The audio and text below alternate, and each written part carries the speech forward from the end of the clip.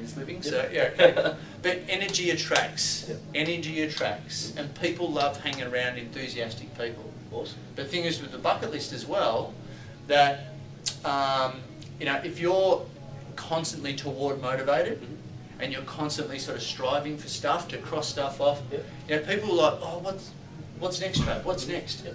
You know, can I come with you? Yep. Yep, cool, come along. Yep. Come along on this journey, because we're all in it together. Yep. Yeah. Awesome. Yeah, I went skydiving the other week and I said, all right, what's next? I'm going to learn how to swim and I'm going to take up surfing next year. Ah, nice. Well, something else off my bucket list. But here's the thing. Here's what I love is that at the other side of crossing off your bucket list is the real you. Right. Isn't it? Definitely. You discover something about yourself that you didn't even know before. It's about the journey, right? Exactly, and that's potential. Now, that's the sort of stuff that if you were to look back on life, yep. when you get to 90, or right. you'll probably live to 100, but when you look back on your life and just go, tick the box. That's it. Yeah, life done. Yep. You know, and if you can pack it full of experiences of different things that might be absolutely irrelevant to other people, it doesn't matter. This is a personal journey. Okay, my job is to help you see, you know, to write the list for starters, yep. and then create, be part of the universe that sort of fills it in for you. Because once you put it out there, and Australians have got this, oh no mate, I'm not going to put that stuff out there, it's American.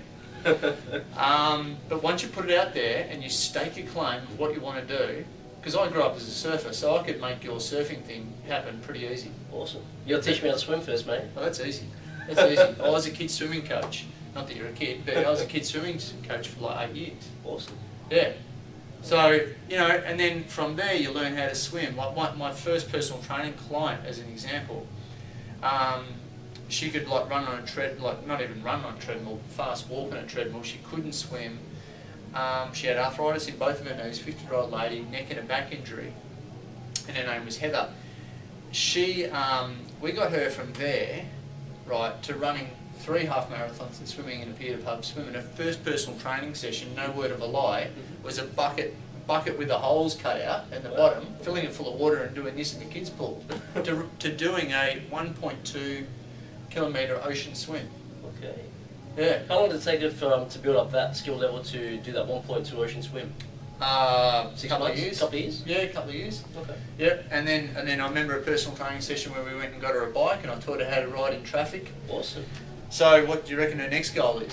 Wow. Do a triathlon. Definitely. And as a result, like she, and I used to lecture in, and I still do to a certain extent, to other personal trainers, and I've taught like a good portion of the personal trainers through the Australian Institute of Fitness and all that sort of thing down here. Awesome. And I've always said to those personal trainers, you know, look after your first client like their goal. You know, like for the business owners that are listening to this right now, if you look after people, truly look after them, and not treat them as a number. They will look after you. Know, Heather referred everyone because I changed her life. She was in a shit marriage. I mean, a really shit marriage. I tell all my students who are personal trainers that you got 2 ears and 1 mouth. You're going to use it as in those proportion and listen twice as much as you speak. She was in a shit marriage. So every time she did her personal training, every time she did her health and fitness with me, she told me some pretty ordinary stuff. Yep. And her self-confidence, it's all about confidence. Her self-confidence was like a 0 out of 10. But after training and after getting, when you do your weights, just puffed out, you look in the mirror, you know, like that's cool. Not to, look how good I am, but it just feels, you feel empowered. She got that, Heather got that, left her husband as a result. I had nothing to do with that. It wasn't that. Sure about that? You're pretty good looking. Personal training. No, I've got ethics. And then from there, she did her first triathlon, and as a result, she left me for a while, and she did her first triathlon, and she met a guy through triathlon. Wow. And about probably 8 years ago, I made a speech at her wedding on her behalf. That's awesome. And to say I had a hand in changing her life. She dedicated everything, to what we did together. Yep. And it's so cool to be able to change someone's life. So I I could change people's lives in the health aspect, and now I feel I can change people's lives holistically. Yeah. And that's really cool. And that's where the bucket list stuff really comes in. If we write a list, and then we set a bit of a course of action and go on to achieve it, and I get everyone together and we go and achieve stuff together. Sure. Got some mad stuff next year. So and then help them discover the real them at the end of it. Yep. And then start them on this journey and start the momentum going. Yep. Especially the people that are in business, reward yourself. It's amazing that the steamroll momentum that just gets happening. Yep. I live off my bucket list. That's what I do. I set up businesses. We've got a few businesses going. All right, do they produce time and money so I can piss off whenever I want? All right, I've got enough cash flow. Yep. And I'm in my own business, so which is cool. So no one's going to tell me I've got my 4 weeks. Yep. I'm not like that anyway. So what do you have, 26 or? Yeah, I'm working towards it. But yeah, we can go and leave and do this sort of stuff later on. Awesome. It's cool. I know about the bucket list. You got acronyms for them. Tell me about briefly some of the acronyms like THE, BUCKET. Well, OIST. Well, we've got a video on the bucketlistguy.com, and that'll explain it all. Sure. I'll give Tell me you some of your favourites.